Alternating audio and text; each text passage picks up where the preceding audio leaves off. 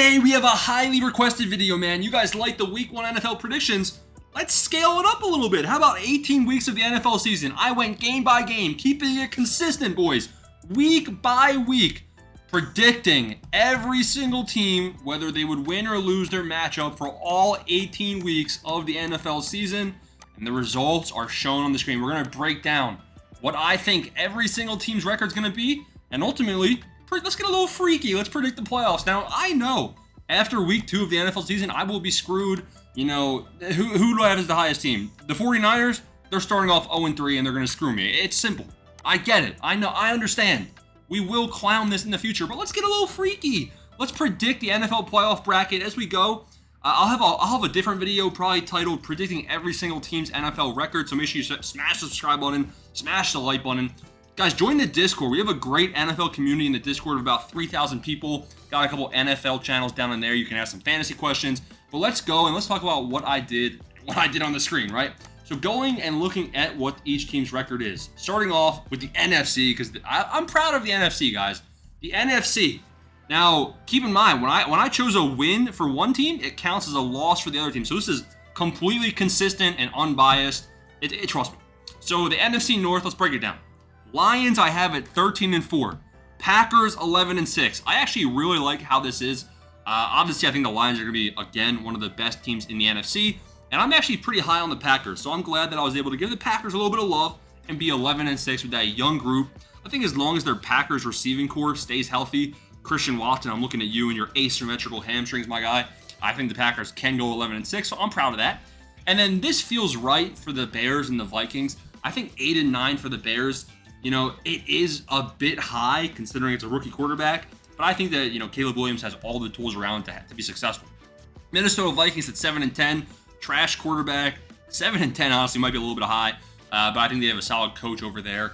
Solid, obviously good receiving core. I think 7-10 is pretty fair. 49ers at 13-4, and you can see 49ers and Lions are tied in head-to-head record. We'll talk about the seeding. I mean, you can see Lions are the 1 seed, 49ers are the 2 seed. And let me just pull up the Lions schedule, and we'll see, did the Lions play the 49ers, and did I give them a win? Most likely, that's how they got the tiebreaker, and yeah, I have them beating the 49ers in Week 17. Let's get a little freaky. People were saying I didn't choose any upsets.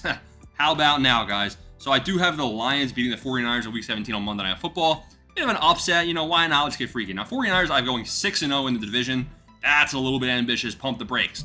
But I do also have these NFC West teams boosted up. I think the Rams are going to be a solid team this year as long as Matt Stafford and the receiving core can stay healthy.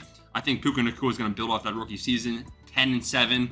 Seahawks, 9-8. I'm not too much of a Geno Smith guy. What can I say? I do think they're a decent enough team. 9-8 seems pretty fair.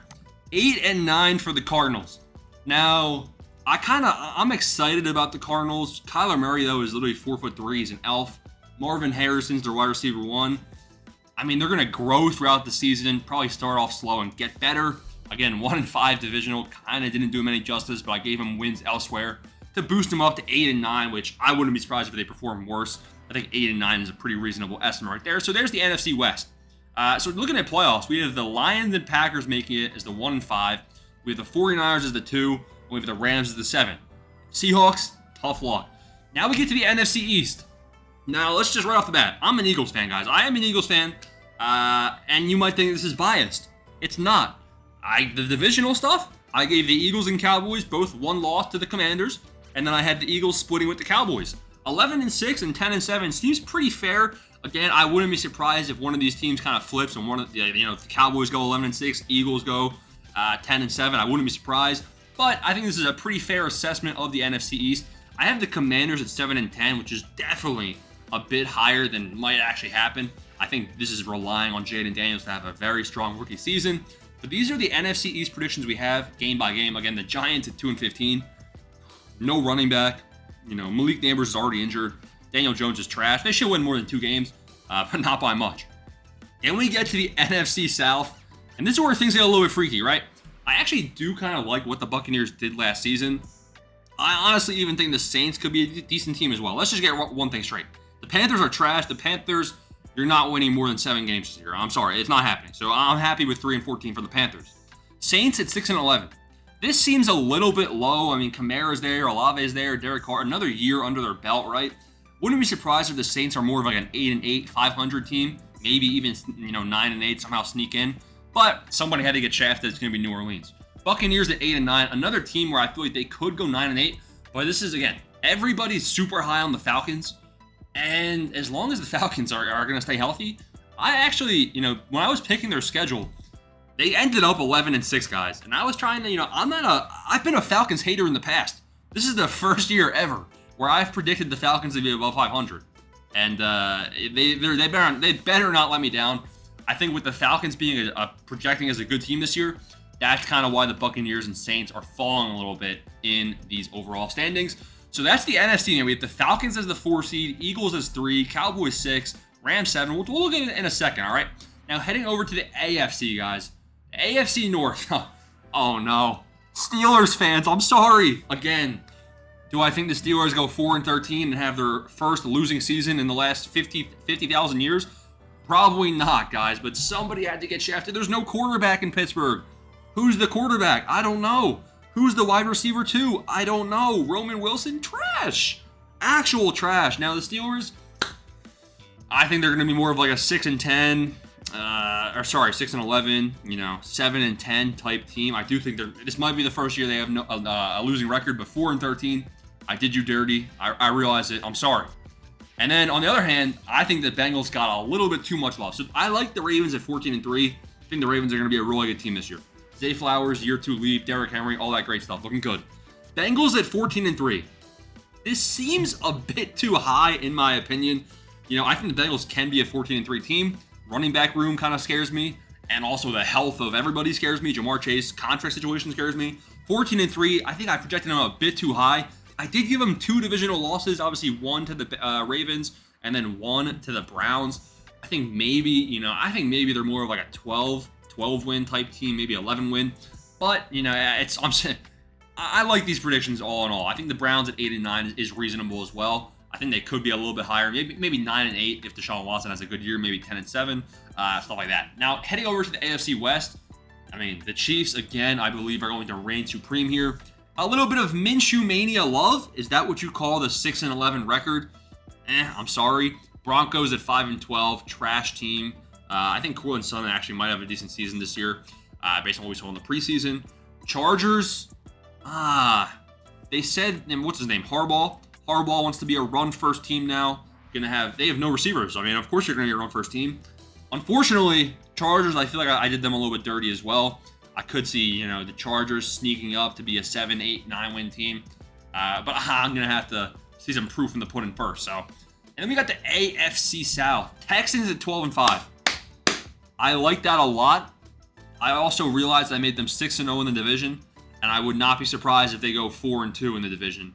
But I do think 12-5 is a good, accurate record for where I stand on the Texans. The Colts at 10-7, 3-3 in the division. I actually do like these two teams being 3-3 in the division. I think that's pretty accurate for what it's probably going to be in real life. I think one of these teams might go 4-2. Colts 10-7, Jaguars 9-8. Very interesting. So I have the Colts over the Jaguars in the playoffs at the 6 seed versus the 9 seed.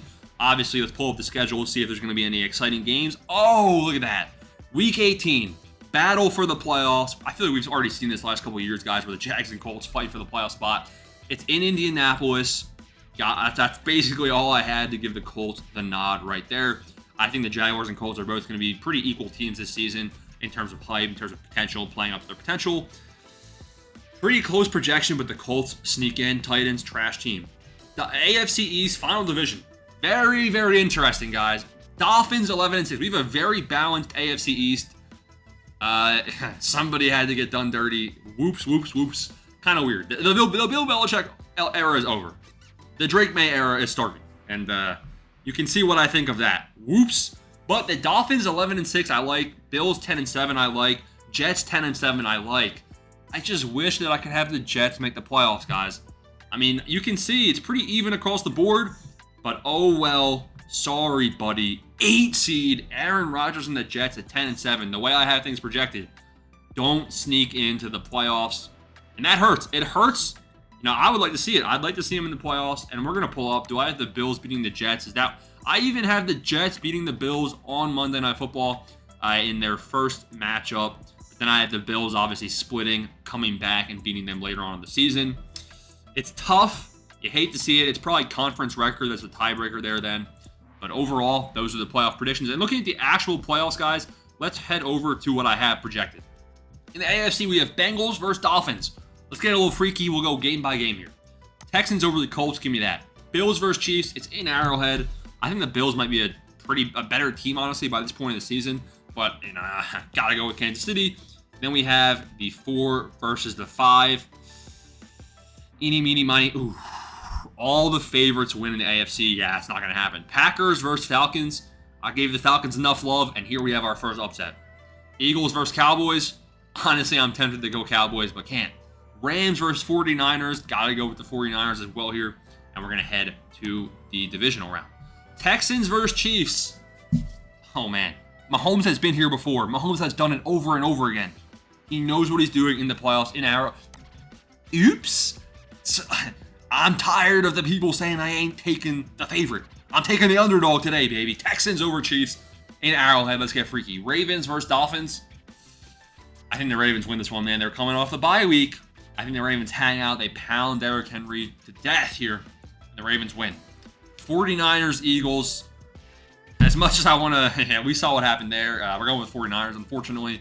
Lions versus Packers. This will be a good game. I'm going with the Lions. And we have... Bit of a nice game in the AFC and an expected game in the NFC here. So here we have the conference championship round. Who's heading to the Super Bowl? Ravens, Texans. Ravens, Texans. Oops.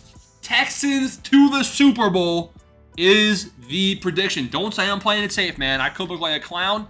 I like the receiving core. I like the running back upgrading Joe Mixon. I like CJ Stroud for an MVP caliber season. And he's going to be taking on... I think the 49ers might be an all-around better team. But I consider this an upset. We go with the Lions. We go with the Detroit Lions. And we have an exciting Super Bowl matchup. The Texans versus the Detroit Lions. Eminem will be at this game. And that might give the Lions a bit of an edge. And it will. And there it is. Ooh. Hold on. I tried picking the Lions. I wanted to pick the Lions. But I guess I misinput. And it didn't register. And fate, apparently, will be deciding the Super Bowl winner this year. Because I'm a superstitious guy. I tried going Lions. They didn't want it. They're going to choke.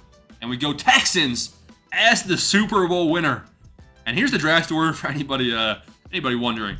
How are the playoff predictions looking, guys? Comment down below what I got right, what I got wrong. Obviously, a couple teams got shafted. Sorry, I know we have a lot of Steelers fans. Patriots fans, tough luck. Anybody else, maybe Saints got shafted a little bit. But I think I did pretty good. Comment down below what you guys think. Please show some support on the channel. Peace out. Thanks for watching.